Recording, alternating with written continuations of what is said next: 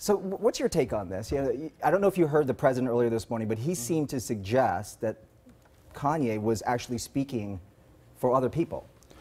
I think it's exciting. I think it's nice. You know, one of the major problems in this country is this sort of reflexive, it's a sort of reflexive oppression. You know, you're a woman, you're black, you're gay, you're just expected to have politics X. I'm not suggesting that all of the black people who see what Kanye has said and are kind of secretly titillated or excited or thrilled by are going to rush to the Republican Party. But it would be nice if people were able to express themselves a bit more freely, openly, and honestly. And that's what, you know, this is what the left has done by, you know, by criticizing, you know, free expression, by policing our language. They've made Kim Kardashian the most sensible person in the country. All she said was, wouldn't it be nice if we could all just express how we really feel?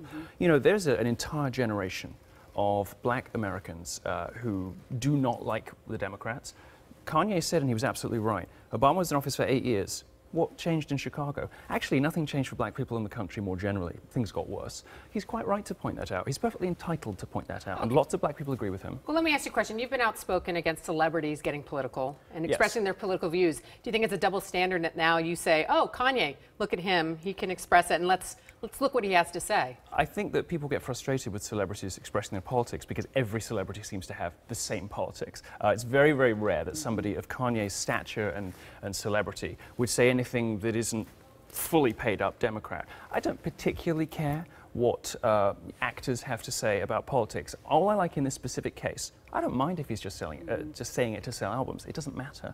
What I like in this particular case is if it opens up the ability for other black Americans to speak more freely in the way that gay Americans say they can speak freely thanks to my activism over the last 2 years, I think it's wonderful. And like I say, there's a whole generation of black Americans who have felt that they cannot say this stuff. My husband, for instance, you know, he's a PhD. He wants to do policy analysis, freeing kids who are coming out of foster homes and group homes, freeing them from the welfare trap the Democrats have laid down for them.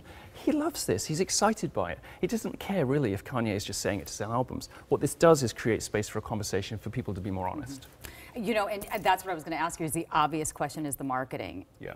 Kanye has 4 albums coming out, including a solo album. Kim Kardashian is pushing her perfume. But it doesn't matter because, you know, celebrities, do you think celebrities say anything ever for any other reason? I mean, like, the relationships that we see are confected. They're put together by publicists. The political statements we see are designed to, you know, situate the celebrity in a politically correct realm of acceptable thought. Everything they say is calculated. It's nice in this instance that it has led to a bit more discussion about whether, you know, black Americans should... Do you think he'll push the political needle? Yes, and it doesn't, as I say, it doesn't matter whether it was sincere. It doesn't. None of this stuff matters. The Democrats have an existential problem on their hands, which people like me, of course, find a delicious prospect. If you know, if black Americans suddenly say, actually, what did you do for us? Because you said that you supported us, and you called all of these people racist, and I don't really see the evidence for that.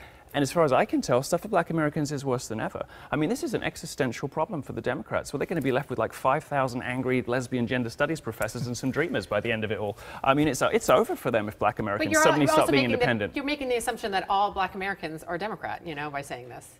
No, I think that every celebrity, every journalist, every college professor has made that assumption. I don't make assumptions about them at all. I think, you know, gay men are probably 50-50. You know, I think lesbians probably overwhelmingly Democrat. I think black people probably still are, you know, mostly Democrat. But it'd be nice if the 2 in 5 perhaps that aren't, who don't vote and don't say so, now feel a little more able to do so. Well, no doubt there's a lot of vitriol out there, and you were sort of the target of some of that when you went into a bar in New York City, which is a couple of days ago. Yeah. What happened there? Well, this is another example of how the Democrats say they support minority groups but don't really advocate in our interests. They broke the cardinal rule they got between a gay man and brunch. I was just out there trying to like have lunch with a friend in New York, and this band of like 25, you know, screaming harpies and crazies, they're little hangers-on, all the rest of it, started chanting about Nazis. I'm a gay Jew with a black husband and an immigrant, by the way. I check all the Democrat boxes, but because I have the wrong opinions, they call me a white supremacist, they call me an anti-Semite, they call me a Nazi. It is an awful thing to endure. Now, I'm not a victim. I can take it. You know, I have big whatevers and resources and an attitude problem, so I'm fine. But there are plenty of people who are not fine. For every time that happens to me, there are, you know, like 200, 500 people you don't hear about who will never express their political opinions in public again. And if you look at the Cato Institute study from the end of last year, it showed that 76% of people who have conservative opinions are terrified of expressing them in public. Meanwhile, over 30% of people who describe themselves as having far left opinions are perfectly, only 30% of people with far left opinions are worried about expressing those. There is clearly an unarguable double standard. You are always free to express your opinion here. Thank you. Right. Thanks so much, Milo. Okay. Milo will be speaking tonight at Cal Poly San Luis Obispo. Yes, tonight? I'm afraid it's sold out, as all my shows are. But thank wow, you for, don't be modest here, well, Milo. I'm very good at being Don't be humble. modest at all. Best of All luck, right. Milo. Thanks for coming Thanks in. so much.